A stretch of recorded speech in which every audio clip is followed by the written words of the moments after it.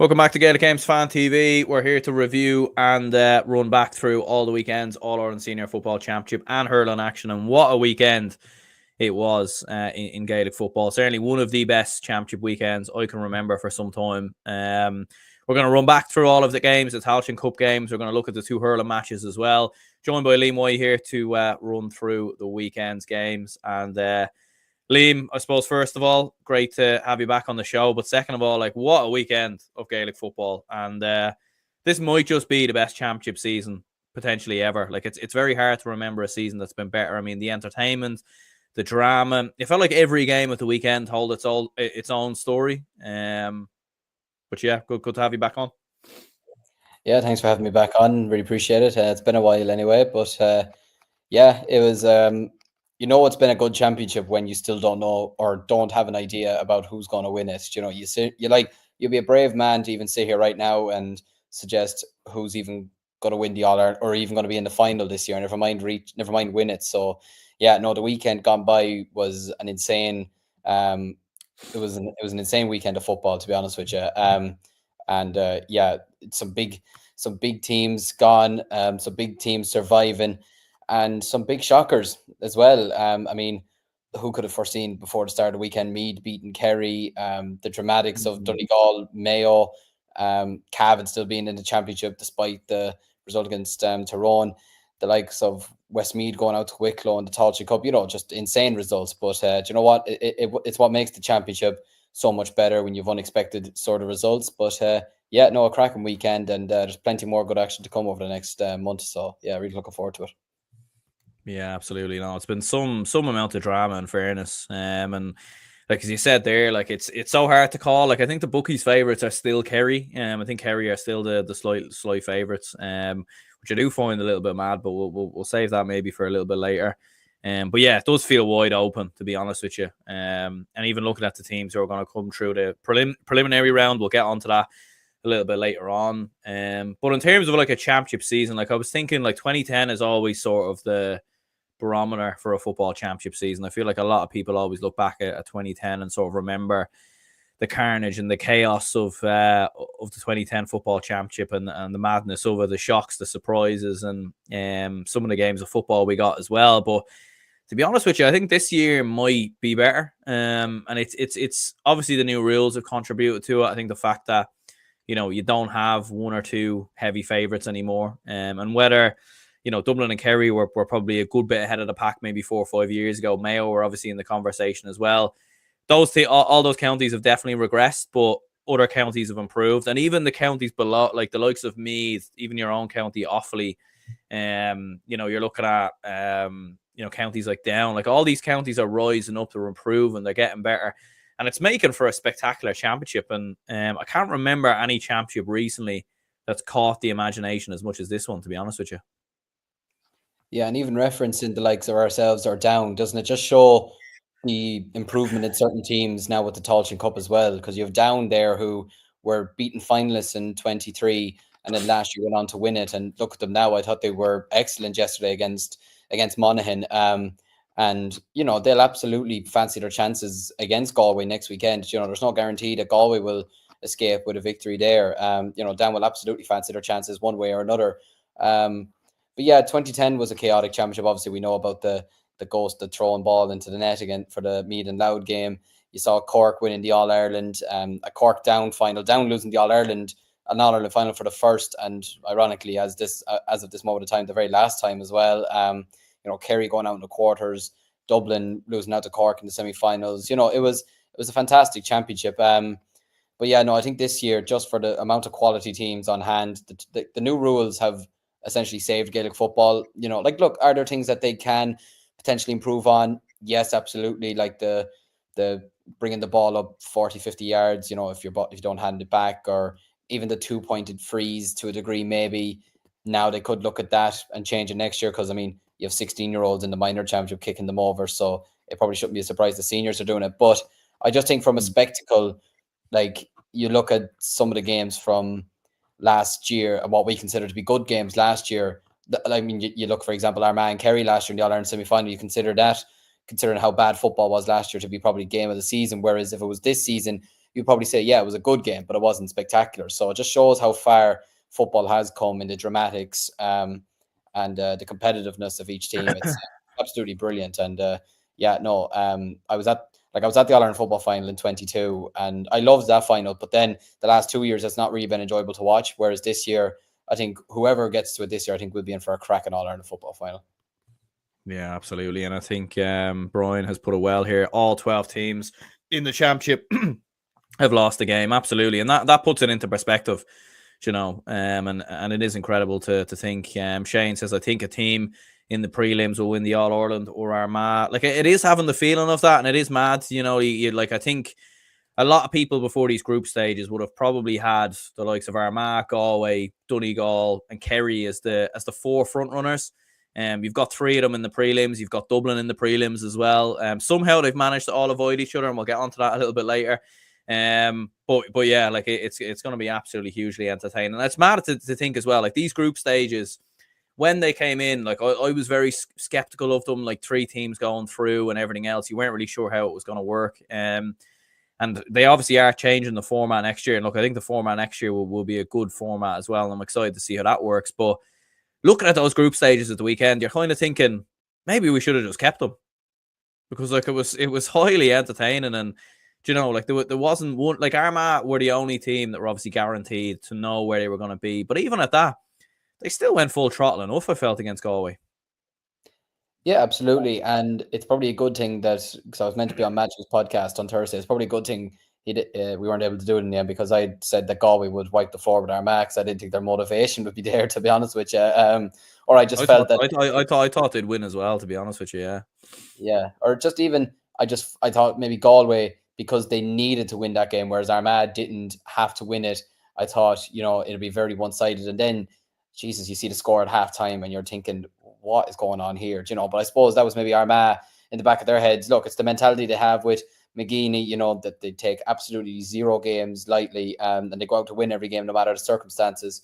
And I suppose if you're proposing to them that they have a chance to knock out Galway, I mean, I'm sure they would have absolutely loved to have knocked them out on Saturday evening. But alas, they're still here, and they're still one of the favourites to win it.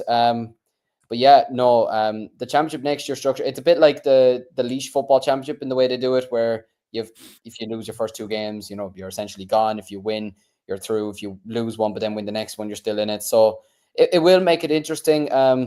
Maybe now, given how the group stages have gone this year with the new rules, maybe we could have given it maybe another year. But alas, look, I think they're trying to make new rules and they're trying to change up the structure for the absolute benefit of the football championship. And I'm certainly not against giving it a try, because we've given these new rules a try. And I mean, I've enjoyed Gaelic football a lot more this year than I have in previous years, and I'm sure the rest of the country has as well, bar some teams or certain maybe defensive managers and probably cornerbacks across the country can't stand the rules, I'd say, at this point. But from an entertainment point of view, it's done the game so good, to be honest with you.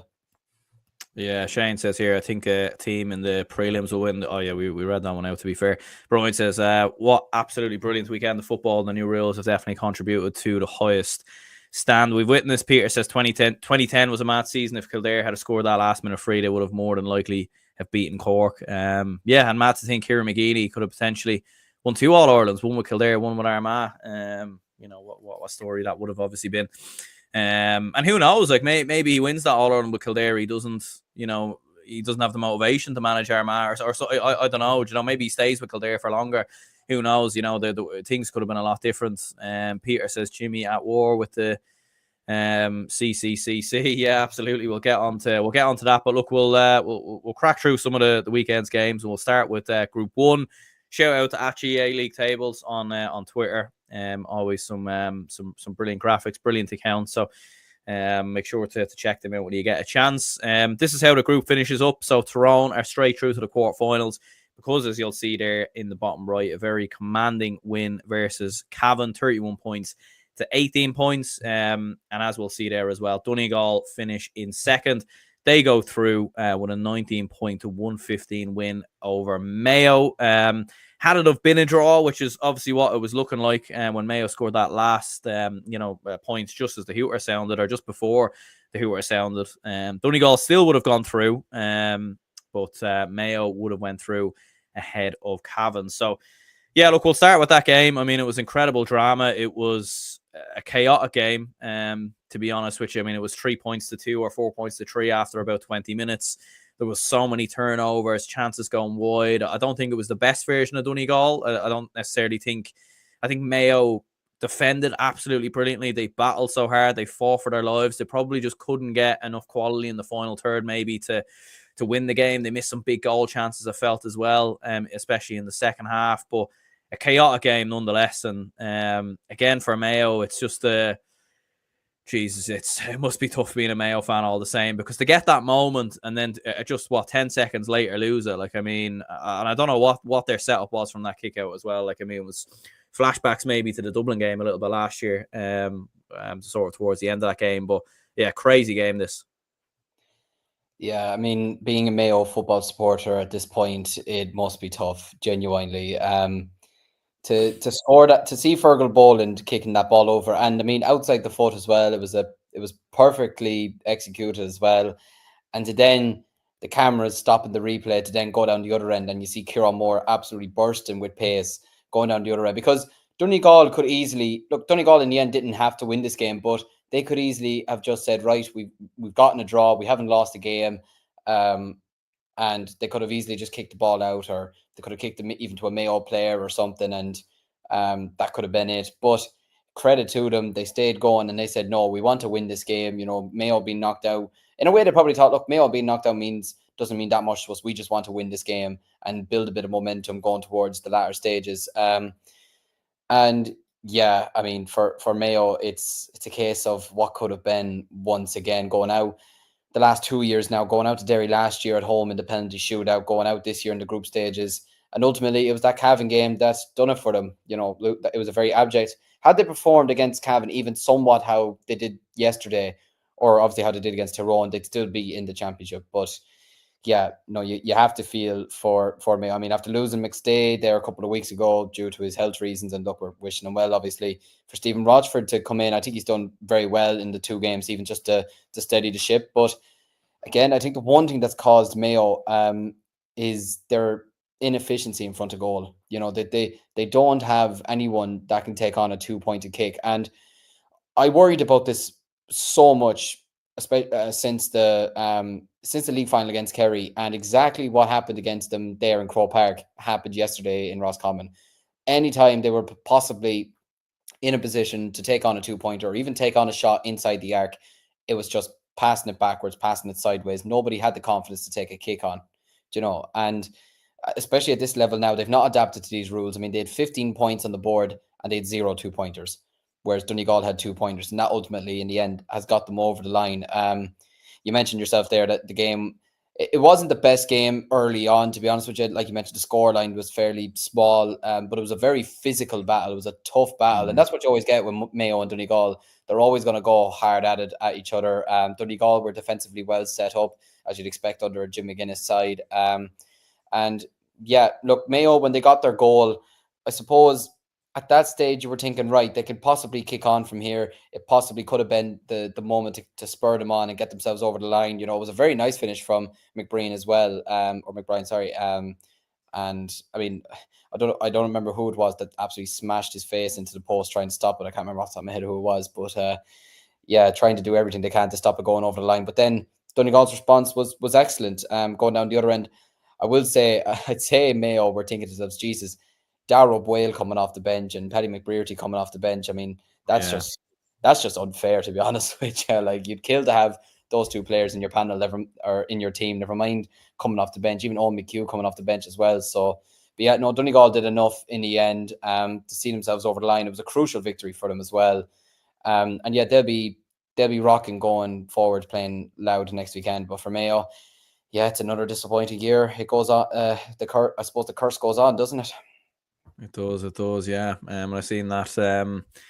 How many days since Mayo last won the All Ireland? I've seen they were getting some plenty of bites, obviously, yesterday with some various different tweets, and I've seen Scorpio actually joining in as well, which was kind of mad to see. But I'm all for it, though, to be fair, as a Dublin fan. But I don't think the Mayo fans will agree. Aaron says here, instead of scoring that last point, had Mayo kept the ball 20 seconds and then scored, they'd still be in the championship.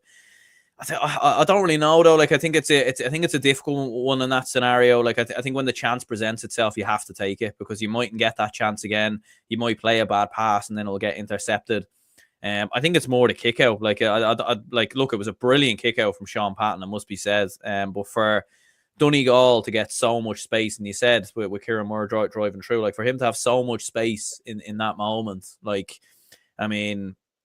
Like he had obviously one or two players trying to bring him down, trying to foul him, but it just felt way too easy from a Donegal perspective to step up. And that's one thing I would say about Donegal in this game is that although it wasn't their best performance, like after that McBride goal went in, Donegal just stepped it up another level. Michael Murphy kicked a couple of brilliant points. Dara O'Beal obviously stepped up with a couple of points as well.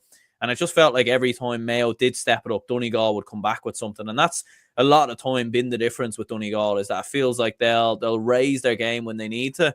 And they proved that obviously by getting the winner. And you even look at even some of the other mad moments that Mayo had. It wasn't even just that kick out. There was another kick out when Colin Reap was outside of his goals and the chance presented itself to McBrearty, and you were thinking it's a goal on here. Now, credit to Reap, he got back in time to make the block and see it out for a 45. But just their positionings for their kickouts was all over the shop for most of the game, and it's no wonder that Donegal got that point at the end. Like Mayo, you're thinking at that stage, right? You've gotten your point. Surely at that stage, you absolutely go man on man, every man on another one. You get the ball, and at that stage, you get it in your hand, you kick it out, you take your draw, and you're still in the championship. But no, and like you mentioned, 2 or 3, I think there was 4 or 5 players chasing Kieran Moore as well. Do you know which? I mean, I know he had the ball and he was in form there, running through. And obviously, look, if he'd got fouled even after the hooter, he'd have been. Oh.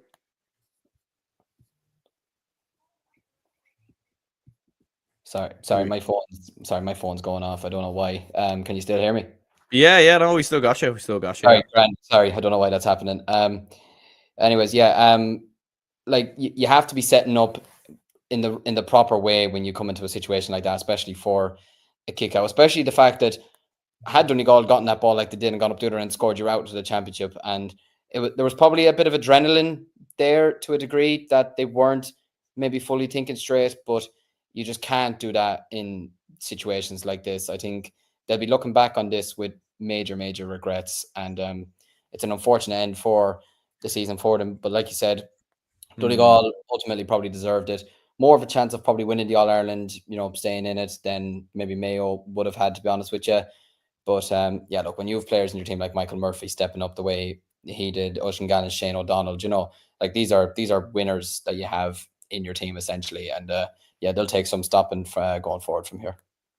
Yeah, Connor says here, overall, Donegal are just a superb team under Jim McGuinness, and Michael Murphy is unreal. Yeah, it was a brilliant game by Michael Murphy. I did see a lot of people maybe disagreeing with winning man of the match. I think maybe that's just down to the standards he set. I thought it was a phenomenal game from him, to be honest. Like 5 points. Some of his catches as well were absolutely outstanding. Damien says Mayo once again find a way to lose, and Brian says you need to be mixing up with running and kicking the pitches is too big. Peter says Jimmy's still winning matches. He wants a second title as a manager. Also been there before, back in 1992.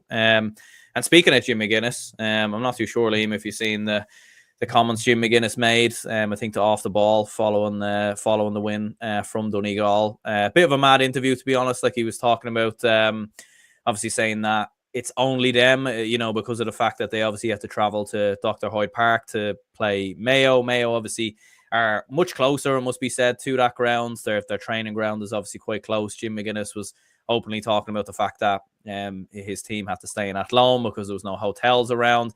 And he was saying that it would only happen to them and it wouldn't happen to any other county. And when he was pressed on it, he said it was a conversation for another day, basically. Yeah, what did you make of that? I suppose we've seen this sort of thing from managers in the past in trying to get either the media, well, maybe not even the media in this scenario, but the supporters of their respective club or their respective county on their side. Like, to say, look, I agree to the extent that the game should not have been in Dr. Hyde Park because like you said, at the end of the day, that's no distances at all for Mayo, and it is a bit of a distance for Donegal when you're trying to get it at a neutral ground. It should be somewhere in between, or at least somewhere that doesn't really give either side a bit of an advantage. But at the same time, I think there's the mad statement, because this is, I saw it on Off the Ball this morning, because it's got about 400, 500 views on TikTok, I think, or something like that. It's absolutely crazy. It's blowing up altogether. But the one thing he said in it that kind of caught my eye was, this wouldn't happen to any other team. When you factor in that Kerry had to travel to Tullamore to play me, and when you consider, like, I mean, I've gone down to Kerry loads of times in my life, and it's taken us about 4 hours to get down there, and you take it, or at least minimum 3.5 hours, whatever, and you take it, Meath is maybe an hour, maybe less for certain places in there. I think you can't really be sitting there saying, oh, this would only happen to us or whatever, because, I mean, how do you think Kerry fans feel having to travel up to Tullamore when Meath only had to travel that far? So, like, it does have, every team at this stage has had games played in certain counties where they feel they were wronged in a way. Like Armagh had it a few times, I think last year as well. So, but they rolled up their sleeves and they got on with it. You just got to get on with it. And look, they won the game as well. So I think you got to leave that side of it out, to be honest with you. And I feel that could have been something that could have been directed more in private, rather than kind of spouting it out to the media and to the rest of the country. But look, he's entitled to his opinion, and Donegal they have the right to feel aggrieved to a degree that the game was brought to, essentially, not a second home for Mayo, but like, they play a lot of their Connacht football games there. They know that place inside out. So like, our minors had to go up to Roscommon to play Mayo there last weekend, but like, that's a more understandable distance for both counties. Whereas for Donegal, it is obviously a bit of a trek. You're thinking, like, I don't know, could somewhere maybe could Tyrone have that been a venue, or even Breffni Park possibly, maybe somewhere like that could have been more of an alternative. But look, hindsight's a wonderful thing. But yeah, no, to say that it would only happen to them, I think, is a bit much, considering when you factor in some of the other games that were played this weekend for other counties, to be honest. Yeah, absolutely. No, I'd agree with you as well. Like, and even Dublin Mayo last year was in the Hoyd as well. And I know Dublin have their fair share of advantages in Croke Park. So I know we're certainly not ones to be taking the high horse and the high stand and everything else. But like, generally, yeah, like, I thought it was I don't know, a little bit, you could see through it a little bit, in my opinion. Like, I think you see this with a lot of managers and coaches down the years, where they'll try and create that siege mentality. They'll try and make it, everyone else against us, us against the world type mentality. And look, sometimes if you can build that internally and you can keep it within the dressing room, it can work. And I think there's numerous examples of that.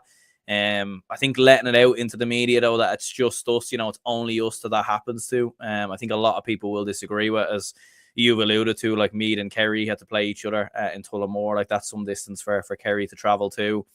You've seen it happen like numerous times down the years, as you said, like with Dublin and Mayo last year. So, and I understand, like, sometimes it is a bit of a difficult one. There's only so many venues you can pick from. There's obviously all the neutral games are happening on the same weekend, so it's very, very hard to kind of all put all the pieces of the jigsaw together. But yeah, I think it was maybe Jim McGuinness trying to, I suppose, internally galvanise the troops a little bit, build that siege mentality. I did see a few other people say that, Donegal, since winning that Ulster title, haven't looked brilliant. They brushed Cavan to the side. They brushed them to the sword. They weren't overly brilliant yesterday. They certainly showed flaws against Tyrone. Like, could this be Jim McGuinness and Donegal maybe like panicking a little bit internally and trying to get, like, is he trying to get a bit more motivation, a bit more out of his players, because of the fact that maybe the performance levels have dropped a little bit since that Ulster title win? Like, I remember even looking at him on the sideline yesterday after Michael Murphy put a point wide, and he was shaking his head furiously. So do you think there's a bit of that, or is this just pure mind games? Yeah, and there was even the scuffles he had, was it the weekend before or 2 weeks ago, with Cavan and some of their management team as well. There's certainly something maybe a small bit off in there, especially since that Ulster final win. Like, if you were to compare them to the performance against Armagh, the performance in the first half, especially against Monaghan, and even the performance against Down, where they essentially had it done after 15, 20 minutes, it's not been the same. And look, I know they dispatched Cavan fairly comfortably, but you would expect that from Donegal. You saw what Tyrone did to them yesterday. It's essentially what Mayo really should have done to Cavan, to be honest with you, if they were in any way competent the way they would have been over the past previous years. So, but yeah, no, the performance yesterday, look, it was good enough to get the win, but I think they'll know deep down themselves that if they were to perform like that again against the likes of a Galway now, who have a new bundle of energy after that win against Armagh, if they were to play Kerry now, who'll have a point to prove going forward, if they perform like that against even against a Dublin or a Tyrone again, like they were very poor against Tyrone, I thought, the opening day. Like, and ironically, they had a purple patch, but that was about it. Tyrone were the better team on the night. They got their 2 goals, I suppose, in a way, not rather comfortably, but I can imagine Jim wasn't too pleased after the game with how they conceded those goals against Tyrone. But yeah, no, look, maybe we have seen it with managers in all different codes over the years that they do try to say something in the media or get their players or supporters riled up. But yeah, I suppose it'd be interesting to see how that fares against Louth this weekend at home. Obviously, they met last year, and I thought it was actually a decent game last year in Croke Park under the old rules. So here's hoping that we have the same again this weekend, and especially with Louth being a provincial champion too. You know, Donegal will certainly show them a lot more respect than ever before. Yeah, and Shane puts it well here as well. It was embarrassing, I'm sorry, but the only way to describe, as I said, it was a statement. When you look at every other venue, they were all fair in terms of geography. Got my blood boiling. Yeah, no, I'd agree with you there. And look, a big time for Jim McGuinness. I know there is a lot of people who don't like him and everything else. I've always had big time for him. I think he's a great manager, a great coach, but I think he was definitely a little bit wide of the mark and not seeing the full picture, because I think if you looked at a lot of games this weekend, you will have seen that there was certainly they certainly weren't all fair, but it did seem like Jim McGuinness and Donegal were the only ones really to hugely complain about it. The other game in the group was Tyrone, 31 points, Cavan 18 points. Very, very commanding win for Tyrone, who going under the radar a little bit. Obviously had that defeat to Mayo. They're looking very strong straight into a quarterfinal as well. And for Cavan, it's a weird one. Like, they've had 2 back-to-back very heavy defeats, and the reward for all this is, it's almost like they're being punished because of it, because now they have to play Kerry away. So, like, a few people in the comments here, there's a lot of comments coming in, so fair play to everyone there. I can't quite get them up all on the screen, but there's a few people even saying like Jesus, like maybe you should have just put Mayo through. Even Gavin says here, no offense to Cavan, Mayo should be through. They would have given Kerry a fight. I hate head-to-head, completely ignores overall performances. Usually I am in favour of head-to-head, but I would agree with you a little bit to a certain extent, just by the goal, the points difference swing as such. But look, at the end of the day, Cavan did meet Mayo, so Mayo only have themselves to blame. But yeah, what's your overall thoughts on that? Yeah, look, it's a strange one. We even see it in soccer as well. Like in the Premier League, it's goal difference. In Serie A, it's head-to-head. It's a strange one. I suppose only if you get used to it over time, people just become accustomed to it and they say, look, this is the fair way of going about it. But yeah, look, Mayo probably will sit there tonight and think, we'd give Kerry a much better game, because I really, judging by the last 2 performances, and I know Kerry had their abject performance against Meath, but you really can't see Kerry losing to, as bad as their performance was against Meath, you can't see them losing to Cavan this weekend, to be honest with you. It'd probably be the shock of the last 10 years, to be honest with you. But yeah, not much really to say about this game other than the fact that Tyrone are motoring along very nicely. Like Tyrone are a team that, how they got relegated from Division 1 is still a mystery to me. Like, they finished on 7 points, had some terrific wins, and they've been motoring along nicely in the Ulster Championship. I mean, the defeat to Armagh would have hurt, because it was only 1 point in the end, and there was really nothing between the teams, to be honest with you. Like, they'd have been a fitting opposition to Donegal in the Ulster final, and then they went and bet them away from home as well. So it just proved, okay, they had a slip up against Mayo, but this is Mayo at the end of the day. They always do it. They do this every year. They lose a game they shouldn't. They win a game they shouldn't.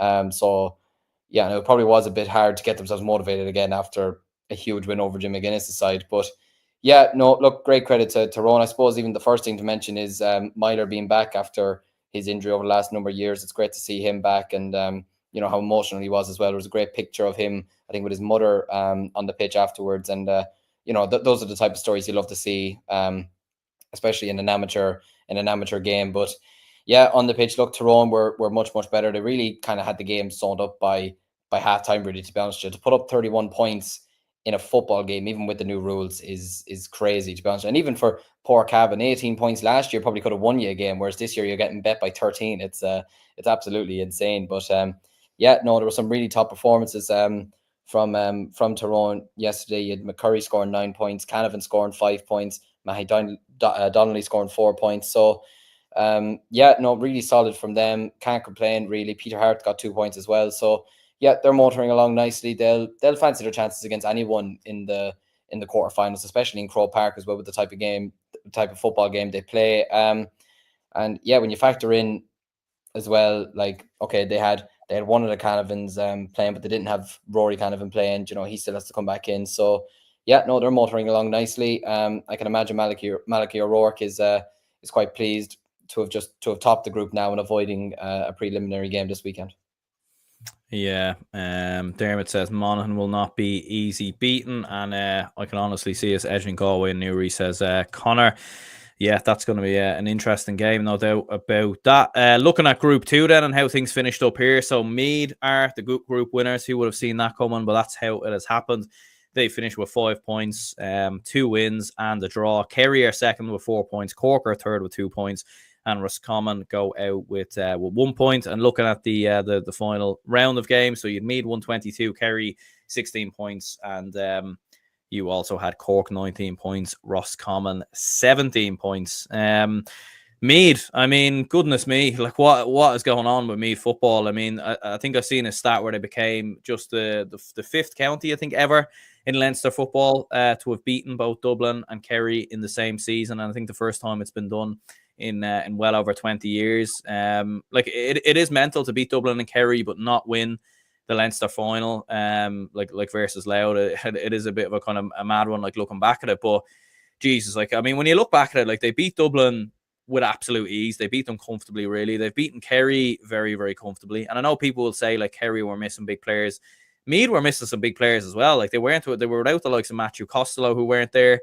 And like some of the shooting as well from the likes of Rory Kinsella. Like what an absolute player he is. Brian Menton obviously getting the goal as well.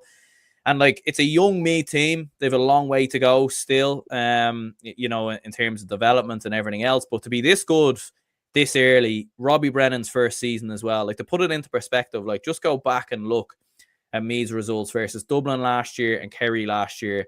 They were absolutely hammered in both games. You know, it was 20 plus in both games, and now they've come back a year later and beaten both of them very, very comfortably. And I know you're an Offaly man as well, so you certainly won't want me to go on and maybe win an All Ireland or anything of that nature. But Jesus, like, I mean, our Meads, like, it sounds mad to say, but like, are they All Ireland contenders? Because they've beaten Dublin, they've beaten Kerry very, very easily. They're going to be in the quarterfinals. Look, there'll be some tough teams coming out of those quarterfinals, to be fair, but geez, they're going very, very good at the moment. Well, I have relations from Meath, ironically, and one of my relations is Ollie Murphy, who won an All Ireland with Meath back in the day. And they were in our grandparents' house Saturday before the game, and I said to them, I was like, "Are you going to a celebration or to a wake?" And they said, "Well, we don't know. We hope it's a celebration." And then, yeah, I could not believe the full-time score. It was unbelievable to see Meath getting a 9-point win over Kerry. I mean, like you said, who saw that coming, to be honest? I'd say when Kerry got the group stage draw, they were probably just thinking, right, this is probably not ideal because we'd have probably preferred to have had a real tough game to a degree. But then they also thought, right, we should top this group with ease. And now, I mean, look, I know they've got Cavan in the end now, which we can discuss later on, but yeah, they might have been missing the likes of Paddy, Clifford, and was it Gainey was missing, Shawnee O'Shea was missing. But like you said, Costello was missing for Meath. You know, like they both teams were missing players. And even with Kerry missing the likes of those players, you still had Tony Brosnan in there. You still had Killian Spillane in there. You know, like you had top quality players coming in to replace those other players. And yeah, I mean, Jack O'Connor referenced it. I think he mentioned that the kickouts were a big reason why they didn't win the game, but really they were just flat. You know, Anna Moynihan said it during the week. I think he was absolutely spot on. They were very flat. It was a very flat performance from Kerry, and you could take nothing away from Meath. Like, a game is never about just one team, but you really have to look at Kerry and say, were they motivated for this game? And they should have been, because it was a game of, you know, you win this, you're straight to a quarterfinal, you avoid a game this weekend, potential injuries, potential fatigue as well. And they could have a tougher quarter-final now because of this, result. Like, they could end up playing Armagh now, which would be just, I mean, brilliant for the neutrals, but for Kerry, and especially the way Armagh are playing football at the moment, I don't think they'd want to be facing them, especially after that sort of abject performance. But take nothing away from Meath. It's to beat Dublin and Kerry in the same season, and like you said, not even win a Leinster title is insane. But are they contenders? Do you know what? Yeah, why not? Like, I mean, look, do they have another? It's a question of, do they have another type of performance like that in them, which we'll have to wait and see, and it will depend on the draw as well, because you're thinking, look, if they got a Donegal the next round, or if they did maybe get a Galway, then maybe it could be just a stretch too far for them. But if they were to maybe get it down or something like that, or if Louth were to overcome Donegal, I'm sure they'd love another crack at them in Croke Park. You never know. You get to semi-final stages, and I mean, it's up for grabs there. I mean, who could have foreseen Armagh beating Kerry last year in the semi-finals to a degree? Because you would have thought with the heritage Kerry have, and they won the All-Ireland a couple of years ago. Armagh hadn't won it for a number of years, and they weren't able to get over the line in the Ulster finals for a number of years as well.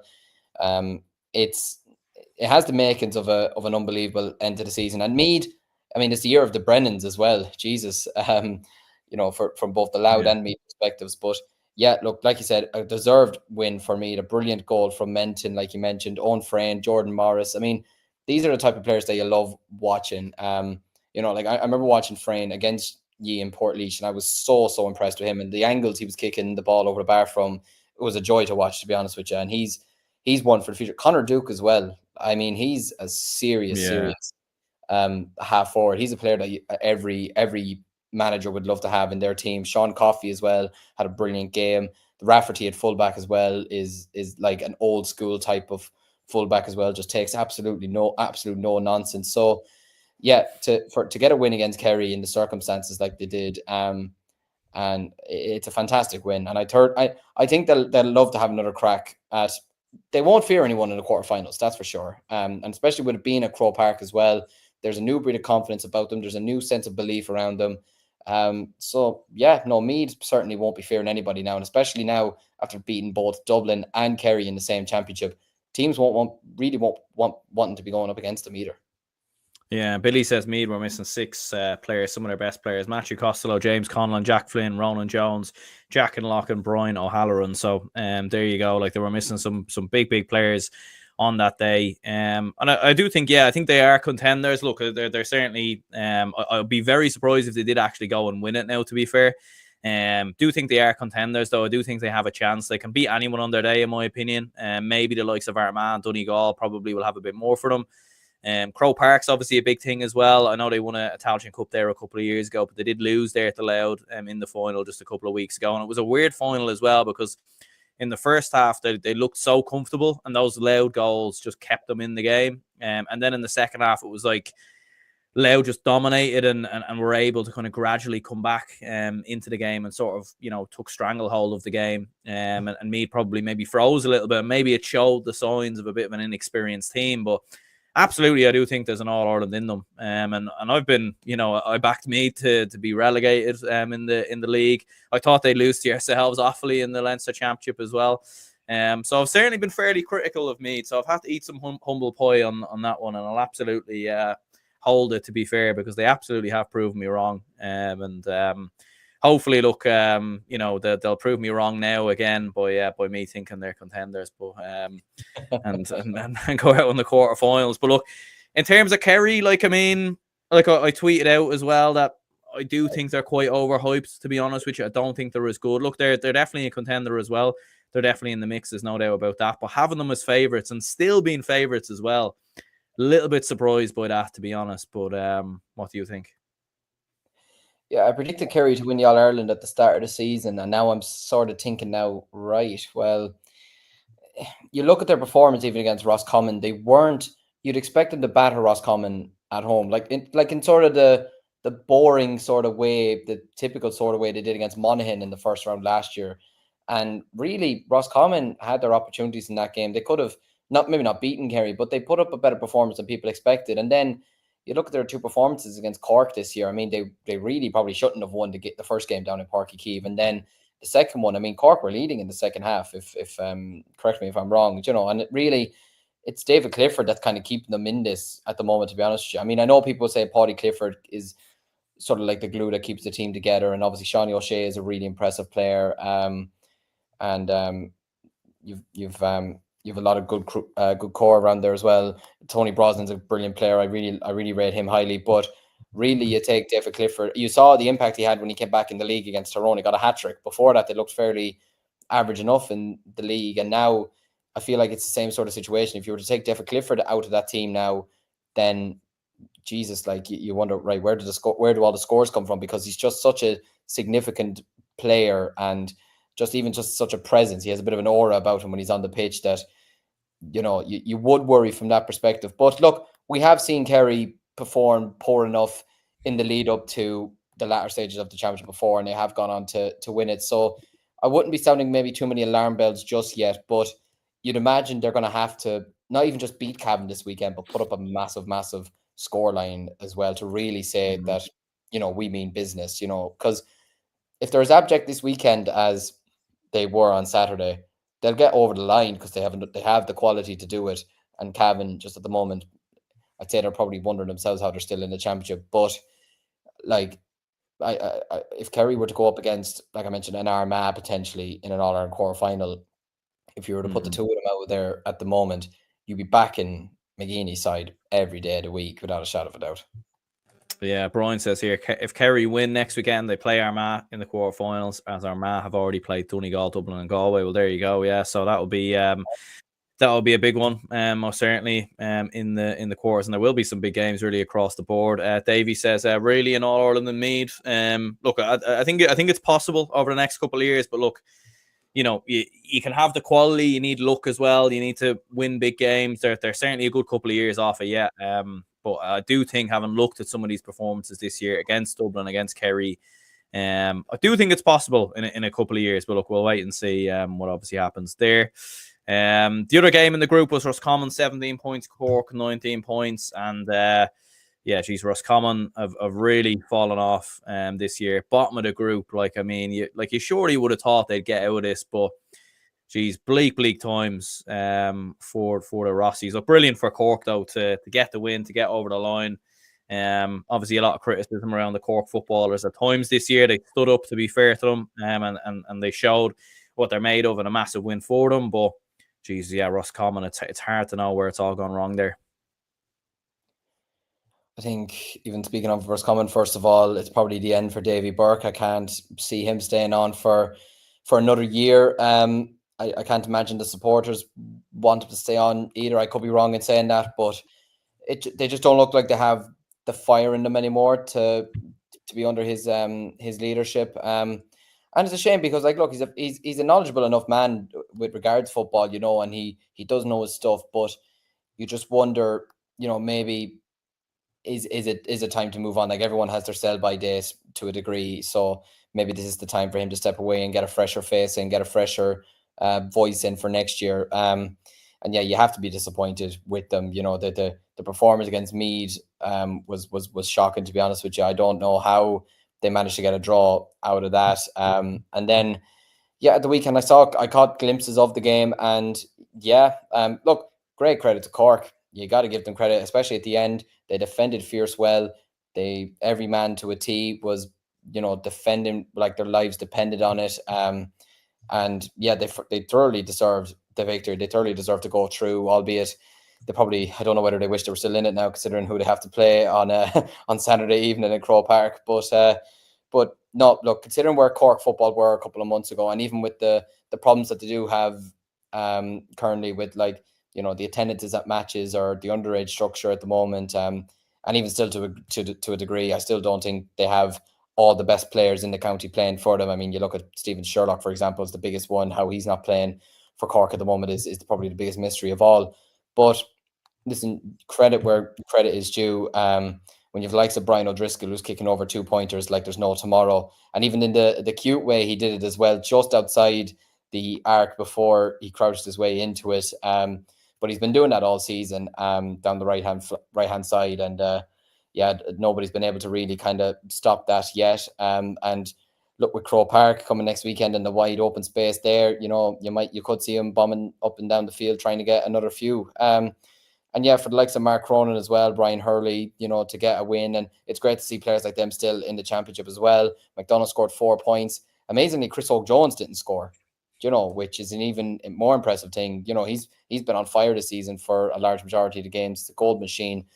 But yeah, no, great credit to Cork to go to Portlaoise to pick up a massive, massive win, because you kind of felt after the Kerry game that really their season looked sort of over. In a way, you can't really read too much into the Meath game because of the conditions that day. I feel it was a rotten sort of day to be playing football. Like even at times the cameramen for RT were wondering how their camera was still standing, to be honest with you. But and the wind involved and everything like that. But listen, Cleary would be absolutely delighted to just get through and to be through to the next round.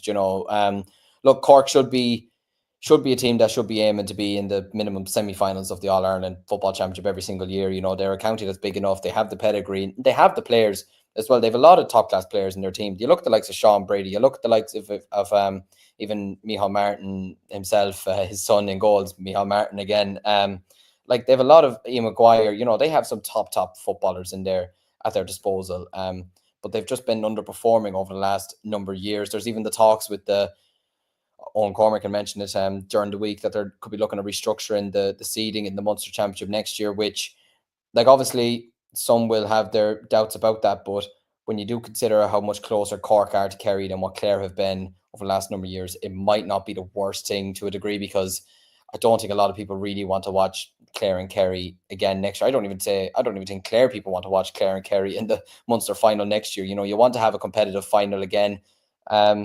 And certainly what Cork have delivered to Kerry, even this year, leading at half, I think was in the second half, they were leading on one stage, obviously just fell short in the end. But it's amazing what one win can do for Cork, and I'm not saying that they will go and win against Dublin and Croke Park this weekend. I think that's just, they could be a step too far, but it's a massive, massive step forward. And yeah, great credit to them. They defended fierce well, and overall they deserve to win, and it's a pity end to the year for us coming. Yeah, Davey says there'll be one shock result out of the 4 games next week, lads, guaranteed. Well, look, on the nature of this year's championship, there probably will be, and I would agree with you there. I think down Galway maybe has it looks like the one where there could maybe be a shock there, just given the form of down and how Galway have been a little bit slippery. But then Galway have just beaten Armagh like that. That's a win that will give them a lot of confidence. And look, Dublin as well against Cork. Look, I'm certainly not taking anything for granted, even with it being in Croke Park. I think it is a game that Cork can cause us problems. And at times they have actually given us games down the years, even when we've been far superior and far better. So we'll obviously see what happens in relation to that. Looking at Group 3 then. So speaking of the likes of Down, they finished second with 4 points. Monaghan winning all 3 of their group matches. Louth in the end finishing in third with that win versus Clare. So you had Down 126, Monaghan 227, and you had and Louth 217, Clare 214. Looking at Monaghan and Down, first of all, what a game this was. I was away in Liverpool at the weekend, and I was actually on the plane as this match was actually kind of coming to its conclusion. I'm not going to lie, it was the first time I ever wanted a flight to be delayed, just so I could watch the final 10 minutes. I nearly considered not putting the plane into flight mode or something like that. I just hope it still works. But Jesus, what a game this was! Back and forth, some of the goals, the points, the standard of football, and fair play to both teams. An absolute spectacle of football here. When you consider what Ulster football was 10, 15 years ago, to see this now as a scoreline is absolutely incredible. For me, this was game of the weekend. I thought it was full of energy. It was end-to-end stuff. And either side could have claimed their reasons to have got out of here with a deserved win. Down, full credit to them. They were unbelievable in this game, especially towards the end of the first half. They ended it so strongly. Monaghan, their biggest Achilles heel really in the first half was their shooting, to be honest with you. They picked up a number of wides, particularly towards the end of the first half, whereas anything that Down were kicking was going over the bar. I mean, you even saw towards the end of the first half, Patrick Havern, Adam Crimmins, Danny McGill kicked a 2-pointer, kicked another point after that. Daniel Guinness got a point. Oran Murdoch got a point. You know, they ended the half so strongly. Obviously, Michael Bannigan got the goal, which was a very, very tidy finish as well off his left foot. And sort of when he was in that one-on-one position, I had no doubt that he would put the ball into the back of the net, because he's just that type of player that you'd have confidence in scoring a goal in that sort of position. But yeah, no, it's amazing how Down lost his game by 4 points, and yet the man of the match was Havern with 12 points overall. He was absolutely sensational in this game. I thought Murdoch at centre forward had a terrific game as well. He was strong. He kicked good point as well. And he just, every time he got on the ball, you felt something was going to happen, and no more than Danny McGill as well. You know, they were a real joy to watch. To be honest with you, Down, and they've put up some big score lines in this series so far. They tore Clare apart down in Ennis. They put 25 points past Louth, and again yesterday 126 and not even win the game is crazy to think. But full credit to Monaghan. You know, they're gone through to the quarterfinals. Probably an underdog, you could say, a team that is just going along very nicely. A team that would fancy their chances against, I suppose, any team in the country as we currently speak. We do have to say though, that goal, that second goal shouldn't have been given, to be honest with you. I think it was picked off the ground. But yeah, maybe that's the luck that Monaghan needed. Obviously, Down folk won't be too happy with that, but nonetheless, I think Monaghan probably just did enough to maybe win the game in the end. But take nothing away from Down. They'll, after that performance yesterday, they'll certainly fancy their chances against Galway this weekend, or certainly they won't be fair in them, that's for sure.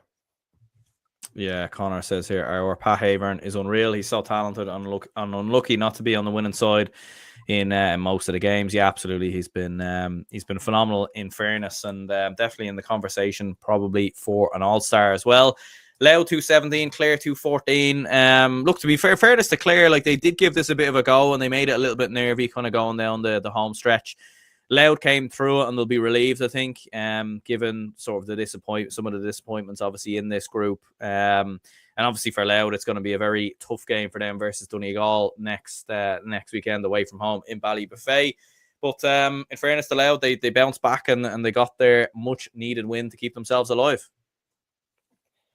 Yeah, I'd say they're just breathing a sigh of relief more than anything, to be honest with you, because again, it's a good thing I wasn't on that podcast with Matthew the other week, because I was predicting a hammering here, to be honest with you. I thought Port Clare were just going to be abject, and I didn't expect much from them. But full credit to Keane's side, you know, they turned up and they put in a solid performance against the Leinster champions. And who knows, towards the end, maybe things could have swung their way. You know, there wasn't much in it coming down the home stretch, but I think Louth just did enough to see off the game. You feel, you know, once Sam Mulroy kicked a 2-pointed free and made it 215 to 110, that the game was probably beyond Clare at that point. But they finished strong just to get the final, to get 1-4 in the final 10-15 minutes or so. But look, Louth would just be delighted to get out of there with a victory, you know, because I know they scored 4 goals against Monaghan, but they were second best against Monaghan. You could tell they were probably on a bit of a hangover after winning the Leinster title, which they were entitled to do, because, I mean, how long, I can't remember off the top of my head now, how long it had been, 60, 70 years since they'd won the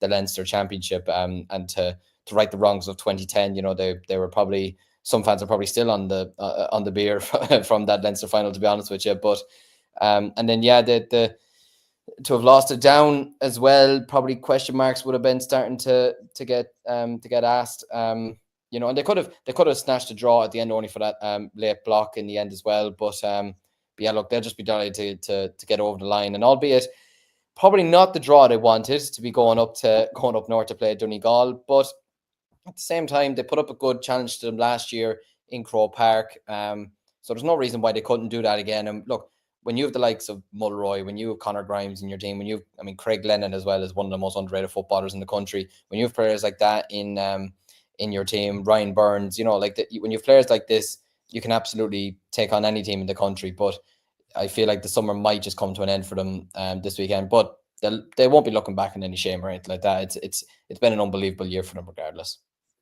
Yeah, absolutely. Yeah, Rufus says here, Armagh, different team in the knockout championship, serious firepower all over their field. They haven't hit top gear. Yeah, no, absolutely, I agree. I think they are still number one, in my opinion, even despite that defeat to Galway. And speaking of that game, they did lose to Galway. It was 2-22 Armagh 27 points, and you Derry 20 points, Dublin 22 points, and it finishes with Armagh winning the group with 4 points, Dublin second with 4, Kerry third with 3 points, and Derry go out of the championship with just a single point.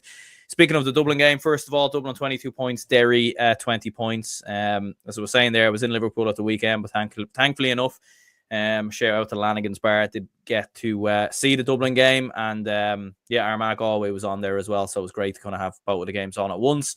And frantic stuff in both games, really. It was, you're trying to keep an eye on both of them, because obviously the way the Armagh Galway game was going would have affected Dublin potentially had they have lost this game. But yeah, speaking of this one, first of all, like frantic stuff. Dublin in the end pulled through it. Some big performers in there, the likes of Conor O'Callaghan, absolutely outstanding, kicking some big points in certain moments. But Dublin get through it. Goal line clearances. Like I felt like this was another crazy frantic game, but Dublin are still alive. Yeah, Dublin are still alive and kicking, and probably be somewhat happy to get Cork in the prelims this weekend, with it being in Croke Park too.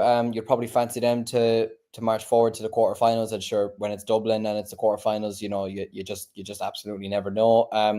But yeah, they needed this victory, and especially Dessie Farrell probably needed this victory more than anything, because look, I don't think he'll maybe stay beyond the season regardless of what happens, but just not to go out at this stage in the group stages, not to avoid having to suffer back-to-back defeats as well, which is just not what he would have wanted or what the Dublin people would have wanted. But I think, look, the big difference here between this game and the Armagh game is probably Conor O'Callaghan. You can see the confidence that's in the Dublin team when he's there. He's like the architect. He puts things or he's like the engineer in the full forward line. He just helps the team click. There's a bit of a confidence there. It's amazing what a difference one player can make, because you looked at Dublin the last day against Armagh, and like some of their shooting was very, very poor, and you consider the forwards they've had over the years, the Manions, the Dean Rocks. Obviously O'Callaghan was missing the last day, the Jim McConnellys, and the type of shots they missed the last day were the type of chances that in other years they would have taken with their eyes closed, the Bernard Brogans, Alan Brogans, so to have Con back and to have other players firing as well. I mean, like you mentioned there, Costello kicked 4 points, Sean Buckler kicked 2 points, Paddy Small kicked 2 points, Killian McGuinness 3 points. I thought he was absolutely excellent, and he's a really, really good player for that Dublin team, and could be nailing down that sort of midfield, maybe half forward line spot for years to come. He's a real driving force in there. I thought even Patter or Coffey Byrne, I thought he kind of struggled the last day, especially under the kickouts against Armagh. I thought he looked much better here today, and especially going up against a tough opposition like a Conor Glass and a Dan Higgins in the middle of the field as well, and with Eden Doherty in there as well, who to his credit scored 3 points. He had a super game. But yeah, it's and I mean McGuigan as well, 10 points. I mean, he's just one of the best forwards in the country, and it's a shame that a player like him won't be seen now in the intercounty scene for a number of months, but he'll be there for the club championship, so people will still get a chance to see him relatively there. But yeah, no, like, huge win for Dublin. They'll be absolutely delighted to get over the line. I'd say yourself and obviously Seamus and Ollie are probably relieved more than anything just to still be in the championship and having another day out. But yeah, no, great credit to Dublin. Massive win. I'm a bit disappointed for Derry, because I predicted them before the start of the championship I thought they'd be the whipping boys in this group, to be honest with you, just given how their league formed, their championship formed last year. And although they will look back and say it's been a poor season again, no wins over 70 minutes, and actually I don't think they won a game all season, did they? So, and you'd have to feel for them, especially after the last day.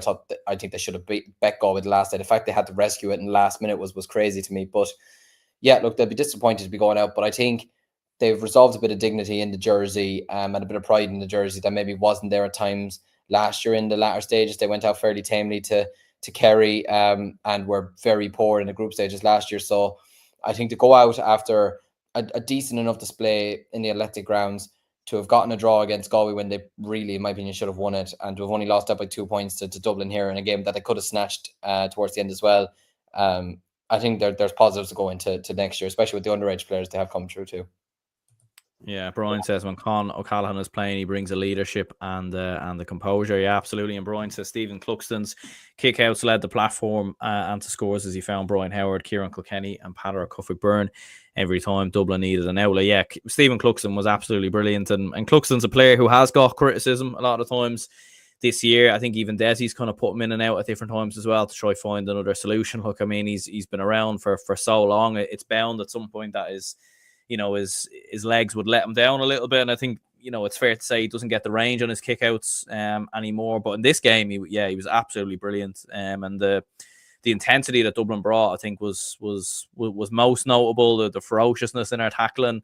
We were shooting in the right moments this time. We were patient. We weren't rushing chances. And every time Derry looked like they were going to come back into it, Dublin would step it up a gear and would find an answer. And as you said, like it looks interesting. Kind of going into the next, round. Obviously, can't get, if provided we beat Cork, we can't get Armagh.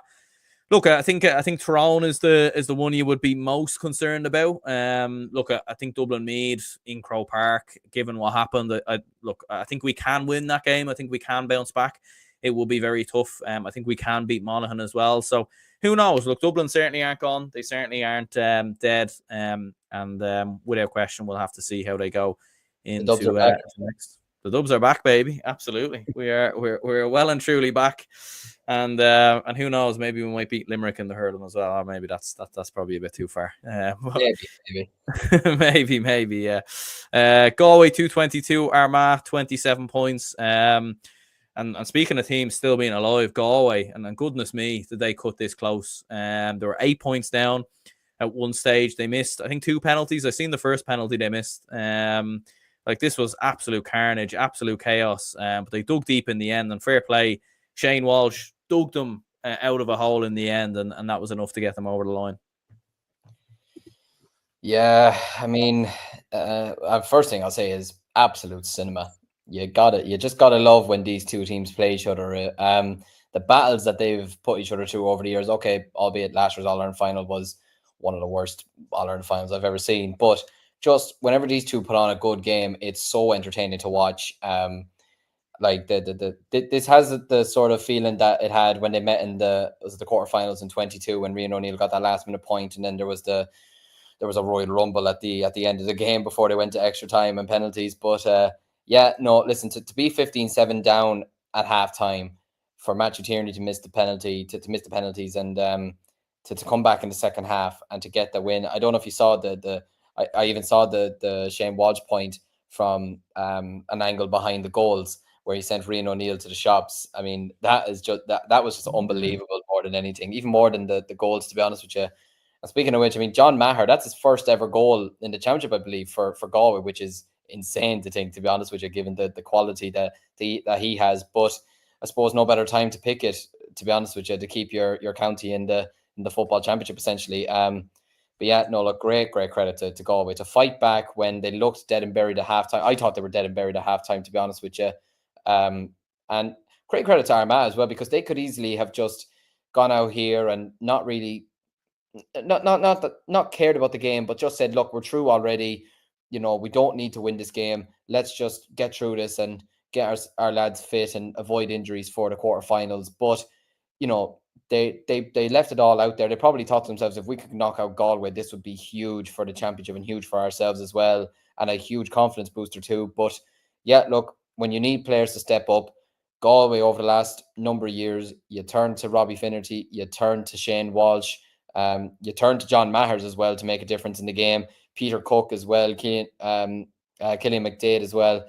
On other days, you would look at Matthew Tierney as well. Probably just wasn't his game, maybe. But yeah, it's a huge win for Pádraig Joyce. I think it'd have been desperate if they went out in the group stages, to be honest with you. It'd have been a real shame for the season as well, because Galway are a very, very good football team, and they have some of the best. Like, if Shane Walsh had gone out at this stage, or Robbie Finnerty had gone out at this stage, if Paul Conroy had gone out at this stage, you'd have been devastated, to be honest with you, because you realise you wouldn't be looking at them for a number of months, and you feel Galway can still have a major say in this championship. And yeah, it's a huge win for them. And again, going up to Newry next weekend, they probably don't mind that draw. it's a game that's probably tough enough for them, but I feel it's a game that they'll approach and say, we can win this. And again, whoever they do get in the quarterfinals, they'll take it on, full throttle. And there's no reason why they can't still have a major say in this championship and potentially go on and win it. But yeah, you got to give great credit to Shane Walsh with that free at the end to win them the game. But again, great credit to Armagh, for putting up a great spectacle of a game. But and really, Armagh will take some stopping. They're probably the best defending All-Ireland champions we've seen from Ulster. Probably even, well, maybe not ever, but like they're certainly one of the best anyways. They're certainly the best over the last number of years. They're certainly better than what Tyrone were when they went and tried to defend it in 22 after winning it in 21. But yeah, no, these are the type of games you love, and these are the type of games that remind you why we had to bring in the new rules, because you see the difference in this game this year compared to last year's All-Ireland final. It's chalk and cheese. Yeah, and even when you think about it, like the last time Armagh won the All-Ireland before last year, 2002, they got to the final a year later. So like maybe the best, defending Ulster, since the last Armagh team, previous to last year. But Aaron says here, Armagh lost McCambridge at the end of the first, and Paddy Burns was taken off after getting a yellow. Armagh really struggled at the start of the second. When Galway scored 1-2 and got momentum. And Brian says there's been Armagh. There's been one Armagh 1 point win, a Galway 1 point win, a draw, and a Galway win on penalties. Yeah, it's been the rivalry we never really wanted, but we never knew we needed, but we love now. Do you know what I mean? Like Armagh Galway was never really a rivalry. Do you know what I mean? It was two teams that have just so happened to play each other a lot over the last couple of years because they've been two of the best teams in the country. Over the last kind of 3-4 years, but. And Peter says here, statement win for Galway. Absolutely. Look, they have to step up. They have to turn it around. I think I'd agree with you as well. I think as an Armagh fan, it's not the end of the world winning this game. Look, you didn't need to win this game. They could have rested players. They could have rotated. They could have lost this by 6 or 7 and said they weren't bothered. They clearly did go for it. I think they wanted to knock Galway out of championship. I think they realised, when you have a team like Galway there who are battered and bruised, you need to put them away while you can. And in fairness, they had some absolutely brilliant moments in the first half. But fair play to Galway for stepping up, delivering, and getting over the line. Looking at the preliminary rounds, kind of draw that happened earlier today. So we've got Donegal, who are taking on Louth. We've got Down versus Galway, Dublin versus Cork, and Kerry versus Cavan. I could kind of saying there, Galway will be delighted and relieved. And interesting enough, like they couldn't have played Dublin, so there was a strong chance they could have played Donegal, strong chance they could have played Kerry, but they ended up with Down. You've got Donegal, Louth, Dublin, Cork, Kerry, Cavan. A few people saying the draw was a little bit underwhelming. And look, there was the potential for some big games there, and probably the way it's worked out, you kind of have 4 favourites. But at the same time, look, you could have some absolutely outstanding quarterfinals then as well, potentially. But what was your thoughts when you seen this draw, first of all?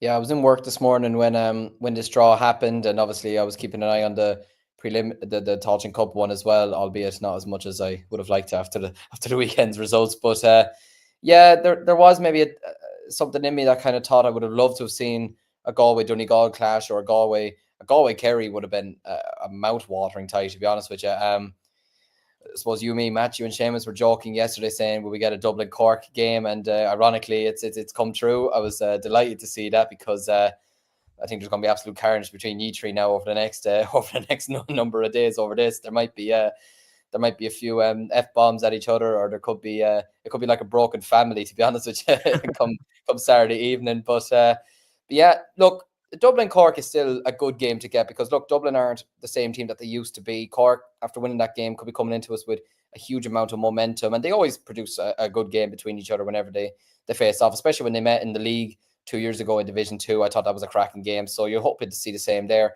Donegal Louth is an interesting game to me. It's the Leinster champions up against the Ulster champions at the end of the day. It's the provincial winners against each other, so that's certainly something intriguing. And I thought it was a good game last year, like I mentioned a lot of times in this episode. And with the new rules coming in, who's to say it can't be a good game again this year? And it could be a game that Donegal could look at and say, oh, well, we should win this game. But then, they could perform fairly flatly. And Mayo, they wish, Louth could could, turn this game into a dogfight of some kind. So we'll be interested to see there.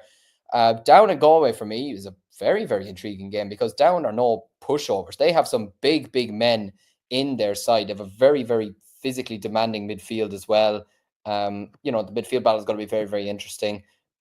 Down, are well capable of kicking 2-pointers, much like Galway as well. So don't be writing this game off either. There's every possibility, and especially with how flat at times Galway maybe have been this season in the championship, and maybe how fortunate they were in some of their wins that they could potentially go out this weekend. Kerry Cavan is look, no disrespect to Cavan, but you really can't see them beating Kerry this weekend. I think Kerry be small bit delighted to have avoided a big tie. Maybe, albeit maybe they would have loved to have got a big crowd down to Killarney for an L game against potentially Donegal, but or something like that if Donegal had finished third. But look, overall, I don't think it's the worst draw, but I can also see some people's perspectives on it, to be honest. Yeah, I still think there'll be interesting games. Look, I think that like you have to give credit to the likes of Down and Cork who've coming in with momentum, with good wins. There could be surprises there. Louth, to be fair, although they got beat by Donegal last year, gave a good account of themselves. I think Kerry Cavan is the one game that I think could be a bit of a hiding. But I'm hoping, maybe Cavan can kind of step it up. I think they'll definitely need to, in my opinion there. But Peter says Louth seem happy enough with Leinster. Gaelic guy says Kerry and Donegal will win handy. The other two are slightly tighter, and I think one upset is on the cards. And I think it could happen at Park Esler. We'll see what happens there. We'll go through the Tailteann Cup games. It was Kildare 117, Offaly 19 points. As an Offaly man, give us your thoughts here. I mean, obviously the game wasn't on TV and everything else, but you were saying you weren't at it. But what were your kind of thoughts, your opinions on this? It's an unfortunate draw, I have to say, because in my opinion, it was the two best teams in the competition. And I'd be very surprised now if Kildare don't win it from here. Can we move on? I think you said it all there. I know. Look, it's not only the end for footballers, but it's the end for pretty much every.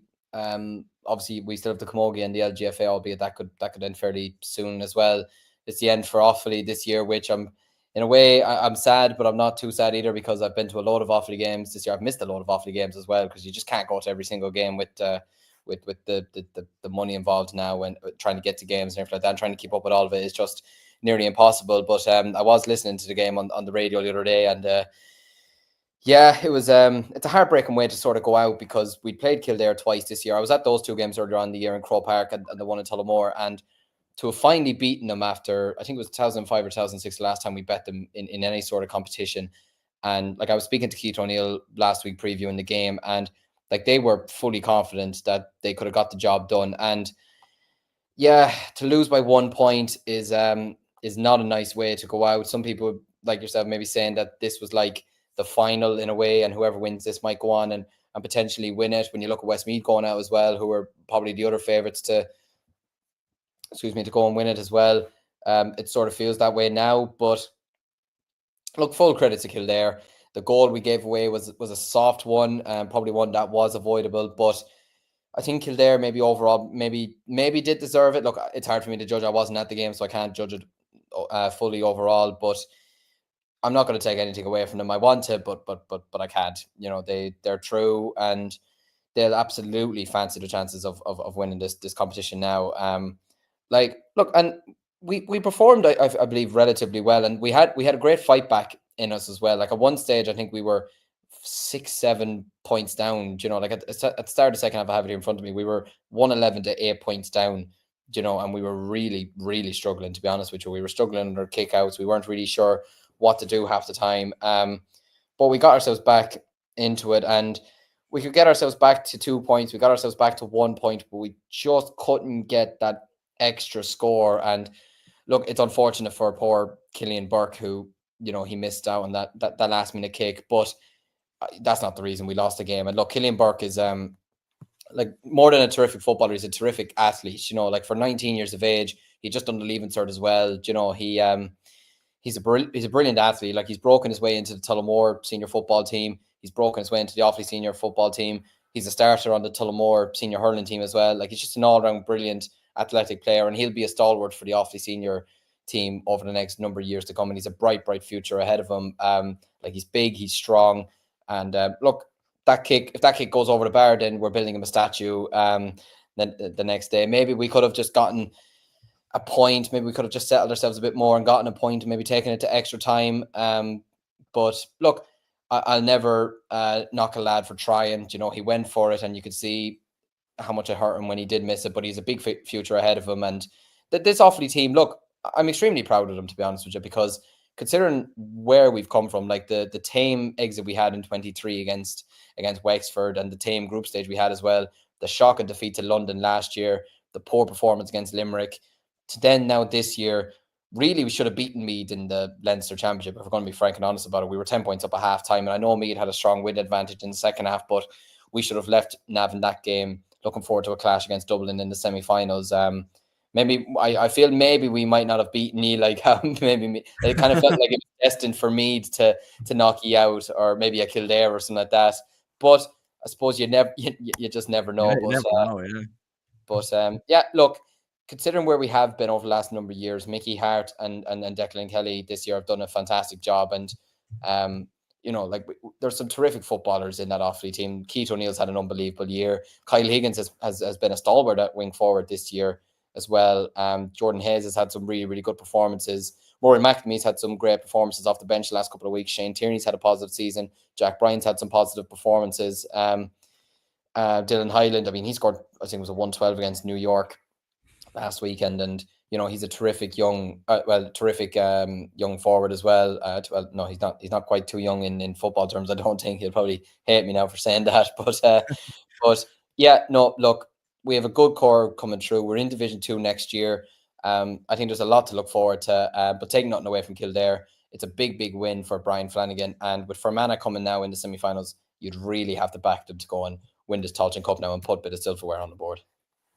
Yeah, absolutely. Big win there from a Kildare perspective. And it was Wicklow 218, Westmeath 217. I did get to catch a bit of this game on GA Plus. What a win for Wicklow. I mean, incredible stuff for them to get to a Tailteann Cup semi-final. They could never have imagined it really at the start of the year. And yeah, back-to-back seasons now. They've beaten Westmeath in the championship as well, which is incredible. They beat Westmeath in Leinster last year. They've now gone and beaten them again in the Tailteann Cup, and even like looking at it as well, like, I mean, they scored, I think, like 1-4, 1-5 in the final couple of minutes to turn it around. Like, so Westmeath will be like absolutely sick that they let this one slip, because I think they were one of the contenders. But for Oshie McConville and Wicklow, what a win this is, and maybe one of the stories of the summer is is potentially brewing up here. Yeah, I was literally you took words out of my mouth there. Oshie McConville, the job he's done is sensational. To get Wicklow as far as a semi-final in, the second, like, in a way now when you look at it, the second biggest championship in the country now, obviously taking the provincials out of it, like, is some achievement. And there's absolutely no reason why they won't target Limerick and think we could beat this lot in a one-off game in Croke Park. Now, do I think they'd be good enough to beat Kildare or possibly maybe even Fermanagh? Probably not. I feel like their luck might just run out there, but they'll absolutely fancy their chances against Limerick. And like you said, I was watching this game. I watched the first half. It wasn't the best game to watch. The second half, it kind of came to life. I believe there were 8 points down at one stage, and or 7 points down, I think, and you felt at that stage Westmeath would kick on and they'd be too strong for them to see the game out. But yeah, I mean, when you've Dean Healy in your team, he's an absolute stalwart for Wicklow and has been over the last number of years. And the point he got to send them through was absolutely terrific. Only a player like him can do that. So yeah, no, great credit to Wicklow to go and win this game at home in Aughrim. And they bet Laois in Aughrim as well. They're really turning that into a fortress. They put it up to Yee as well in the Leinster Championship.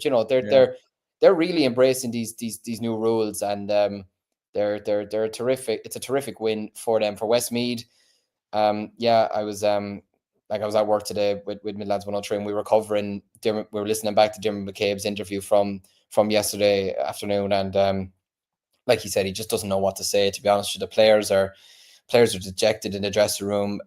It's a real tough defeat to take, and that's been the story of Westmeath's season. So close, but yet so far. You look at them, how many games have they played this year where they've performed excellently against top teams and teams that probably should be beaten, but just couldn't get over the line in a lot of those games. I mean, you look at Cork, the game against Cork in the league, the game against Cavan in the league, the game against even Meath in the league.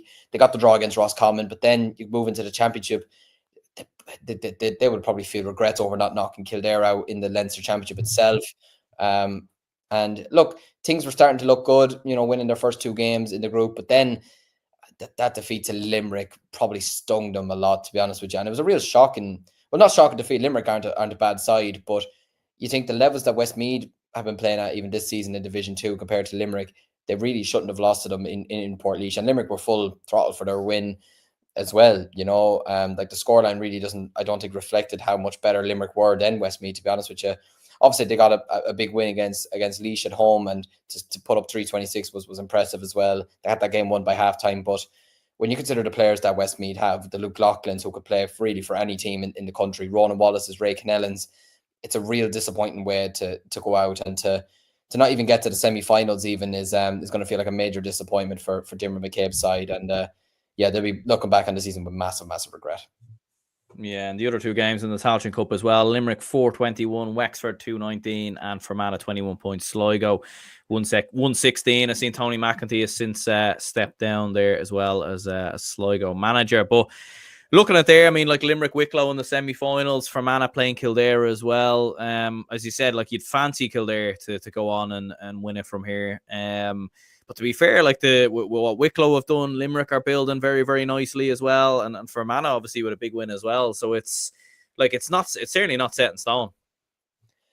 No, and I think in a way we're probably saying finally for Fermanagh, because they haven't taken this competition seriously enough over the last number of years. Probably similarly in a way to Offaly, to a degree, to be honest. They've taken a lot more seriously this year and realised, right, this is our level, and we're just going to have to go out and just man up and go and win these games. And I wasn't looking that way after the defeat at home to Carlow, and when you factor in the problems that they've had off the pitch this season and the performance they put in against Meath in the Leinster Championship, things were looking fairly bleak for them. But to go and beat Sligo at home by 2 points is terrific for them, and it's a huge confidence booster for them to be in the semi-finals now. And look, Kildare's going to be a tough draw for them, but again, it's amazing. This championship has thrown up so many surprises that nothing surprises you anymore. What happens, especially with the new rules and the way the season is going. But for Sligo, it's bitterly disappointing, to be honest with you.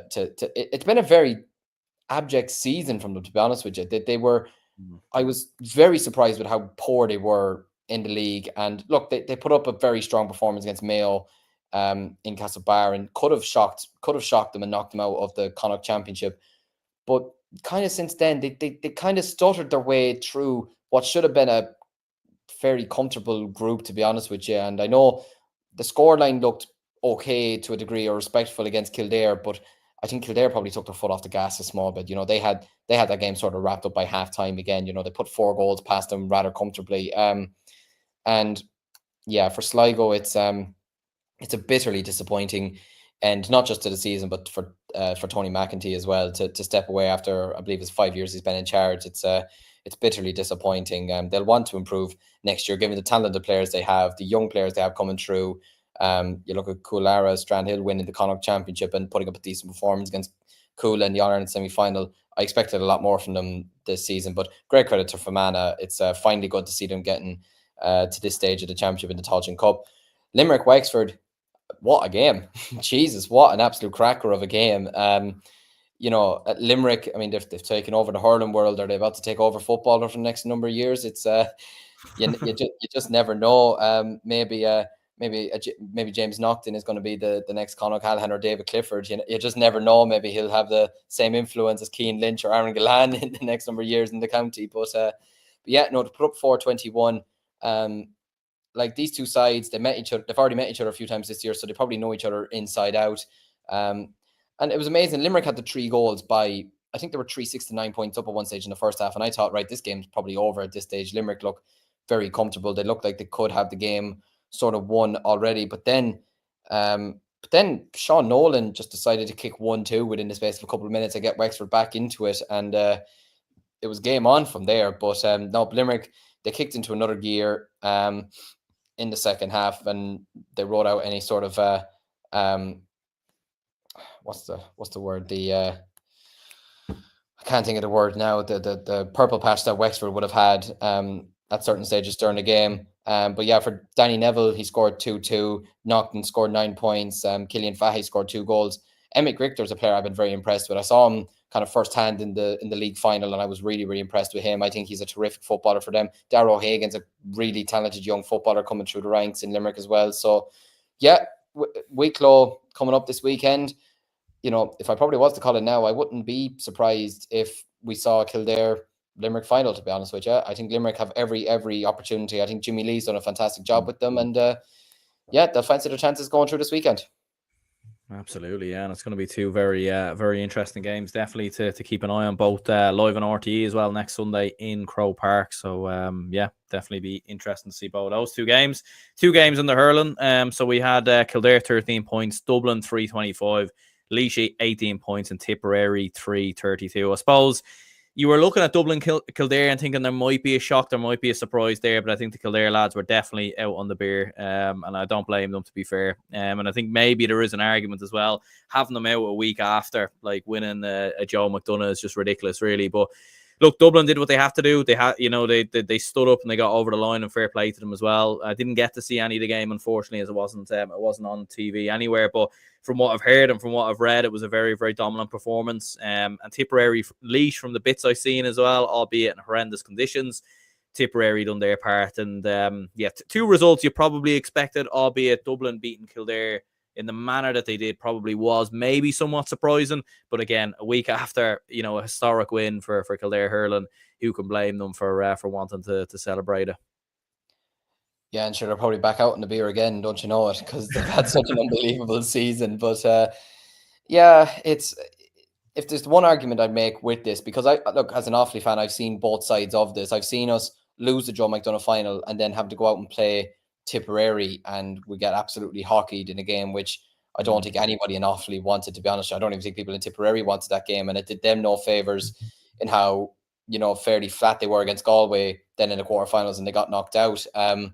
And then last year we won the Joe McDonagh. We went out against Cork the following week and we put up a good performance against them. We only lost by 9 points against a team that have now won Munster and reached the All-Ireland finals. So I think if there's one argument to be making, if they're going to keep it, you got to give them 2 weeks minimum. You can't be expecting these teams to go out a week after such a huge final. Essentially, both teams' biggest games of the season. It's not fair on either one of them. And look, people could maybe see why you'd have the Joe McDonagh winners still in the championship, but maybe at this stage, I don't see any reason why you should not allow, but be having the team that lose the Joe McDonagh final still in the championship, expected to go out and face a team like Tipperary, who, let's be honest, Liam Cahill's side are looking to win an All-Ireland. They'll be aiming to potentially beat Cork, or, if they get past Galway, which I think they will, they'll be expected to go toe-to-toe with Cork, and they'll be expected to go toe-to-toe with Limerick or Kilkenny or Dublin in the All-Ireland final, if they were to get there. So, yeah, it's very, very tough. I think if they were going to show one of the games of the weekend as well, I don't think showing Laois and Tip was the right idea. It was like Kildare, Dublin, regardless. Dublin were happy they got the win. Kildare were happy because they've had an unbelievable season, that they got to host a side like Dublin in Newbridge, and they'll be facing them again next year. They'll be facing Kilkenny, facing Wexford, Galway, Offaly. They're in for a terrific year next year. But yeah, look, Dublin did what they had to do. Sean Curry scored 8 points. Ronan Hayes scored 1-2. I mean, he's a terrific player. Ronan Hayes, really, really impressed with him over the last number of years. And you're doing this as well without the likes of Donald Burke as well, which is a good sign as well. Look, bigger fish to fry. Limerick this weekend, which will be a real step up in quality, especially in Croke Park, as well, with the double header for Laois. Look, I don't know whether Tommy Fitzgerald will stay on or not. It's hard to know. He didn't really make a comment about it in his post-match reaction, but it's been a very tough year for Laois hurling. They'll just be delighted to see the back of it now, to be honest with you. And for Tip, look, job done. They move on to the next round, no injuries, and they'll fancy their chances against Galway this weekend. Yeah, absolutely. Jordan says there, hello there, Jordan Kearns here from Mayo and Castlebar. Good for Mayo to lose to Donegal, big change needed in Mayo management. Badly need All Ireland winning players as managers. Yeah, going to be a lot of movement, I think, in the west of Ireland. I mean, Leitch or Sligo are looking for a new manager. Roscommon could be looking for a new manager. We'll obviously see what happens with the Mayo situation with Kevin McStay. They could stick with Rochford now. Maybe they will look at someone like an Austin O'Malley. It's going to be interesting to see what happens. Could Leitrim be looking for a new manager? Maybe even Galway as well. Who knows? So it's going to be very interesting to see what happens there. But look, we will wrap this up here. Cheers for Liam for jumping on the show. Blockbuster show. Looking back at a very, very action-packed weekend in both football and hurling. So yeah, anyone who tuned in, if you could hit the like button and subscribe, would be very much appreciated. And until the next one, we'll speak to you all then.